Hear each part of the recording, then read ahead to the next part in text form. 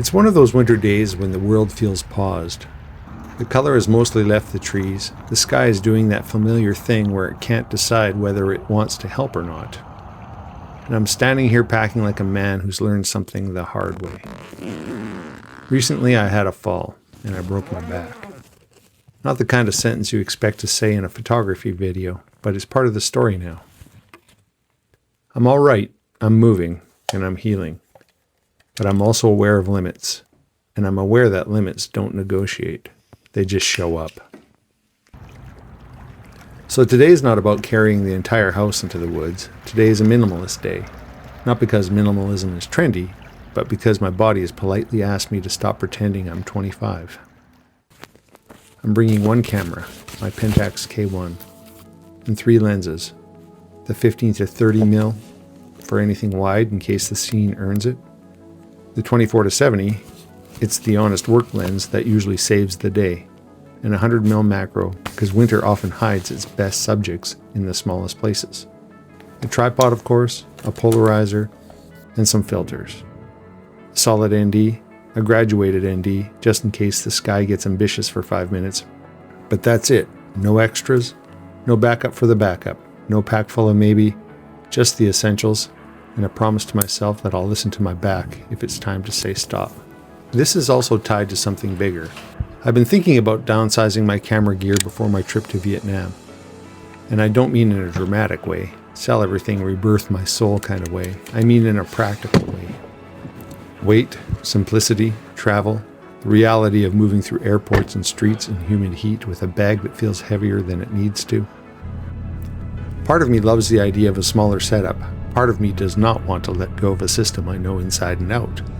So I'm holding on to both ideas at the same time. The urge to simplify and the stubborn loyalty to what already works. Today's a good test. Not a heroic test, not a macho test, just a simple question. Can I walk with a small kit and still come home with photographs that feel alive? Even when it's winter. Even when the light is flat. Even when the waterfall might not cooperate. Even when my body is still learning the rules of recovery. This park is close to home. It's local and familiar. The kind of place you might drive past without thinking twice. There's a small creek here, a small waterfall, and in the summer it's pleasant enough. If you can make something here on a day like this, you can make something anywhere. All right, let's go see what we can find. The first thing you notice in winter is silence. Not total silence, but a quieter world. The insects are gone, the leaves are gone. The birds are either gone or conserving their energy like they're on a budget. Winter photography has a few disadvantages, and we should say them out loud.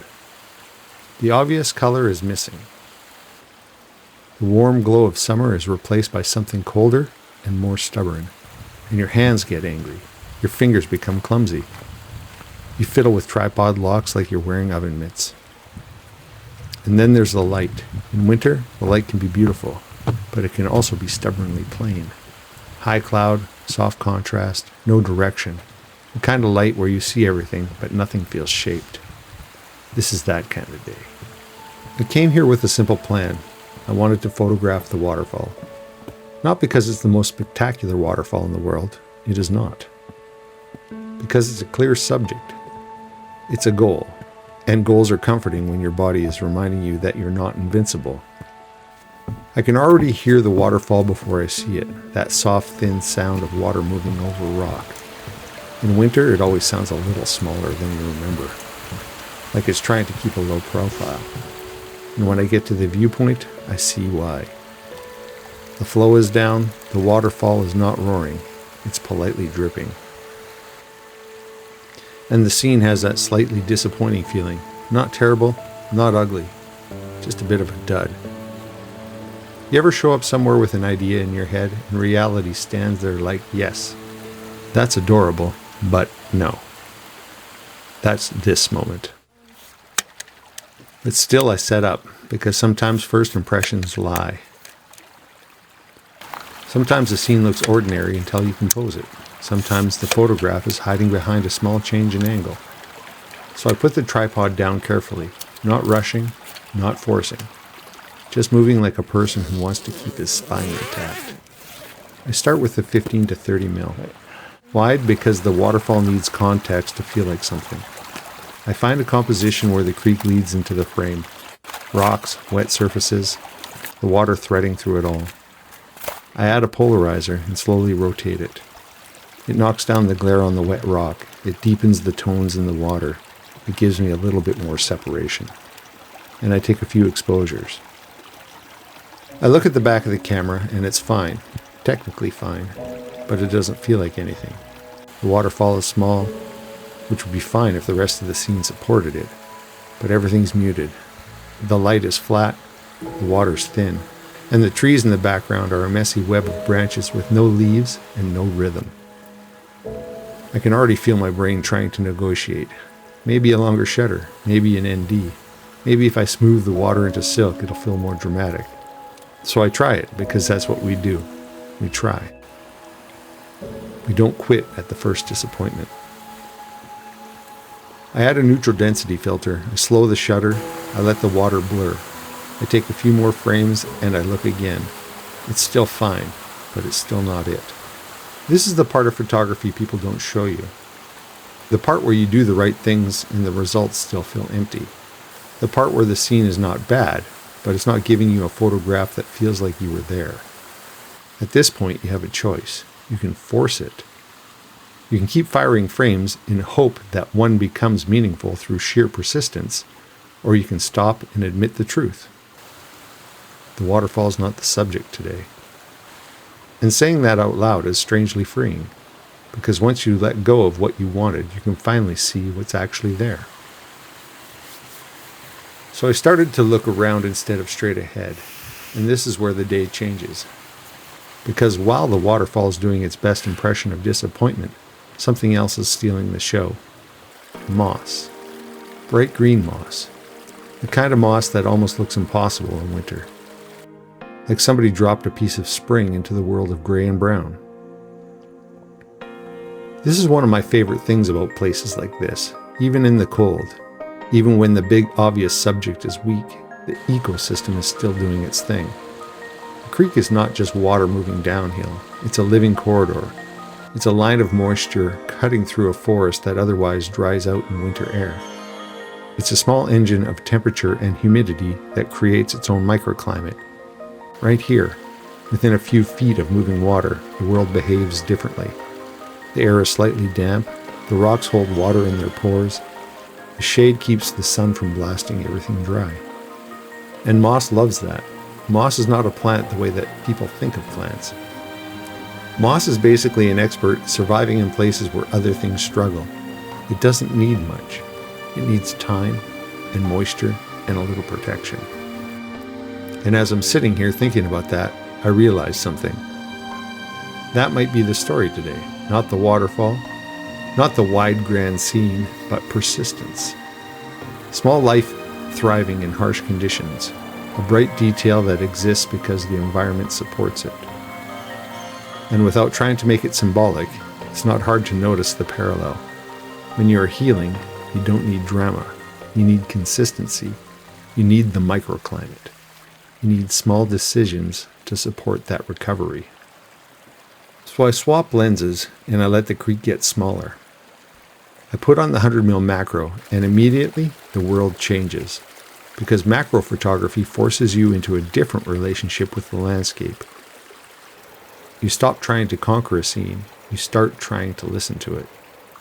I move slowly along the creek edge, careful with my footing on the slippery rock and soaked leaves. This is where winter starts to become interesting again, because winter is not a season of absence, it's a season of texture. It's a season of subtle contrast. It's a season of small light and small objects.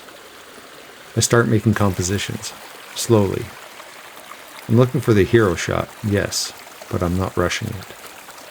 Macro photography is like trying to photograph a whisper. If you rush it, you miss it. I look for structure, a main moss patch with shape, a rock edge with a clean line, a bit of water that flows, adding movement without becoming chaos. I adjust, a few inches left, a little lower, rotate the camera, raise the tripod, lower the tripod, and I take a few test frames. And this is where the 24 to 70 comes in too. Close, but not too close. Let the moss be the subject, but keep the creek's context in the frame. And I keep watching how the light behaves. The light is still flat, but flat can actually work beautifully for close-up work. It reduces contrast. It lets the color and texture carry the image. So I stop wishing for dramatic sunbeams, and I start using what's actually here. And then I see it. A cluster of rocks with moss spilling over the edge like velvet, and a ribbon of water flowing past it, with dark rocks behind it that gives it separation, and in the distance, some forest. It's a simple setup, but it feels complete. This is the moment where I stop wandering and I start working. Tripod low, close to the water. Careful placement on slick rock. I frame, fine-tune, wait for the water to settle, and then I shoot. And when I look at the back of the camera, there it is. The moss holds the frame, the green is the heartbeat. The water gives it just enough motion, and the rocks keep it grounded. It's honest. That's the hero shot. There's quiet satisfaction in that, not triumph. More like satisfaction of paying attention.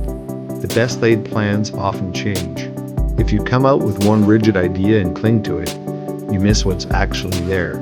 But if you come out with intention and flexibility, you give yourself a chance. A chance to notice moss in winter. A chance to find color where you assumed there was none. So if you take anything from this, when the plan falls apart, don't pack up immediately.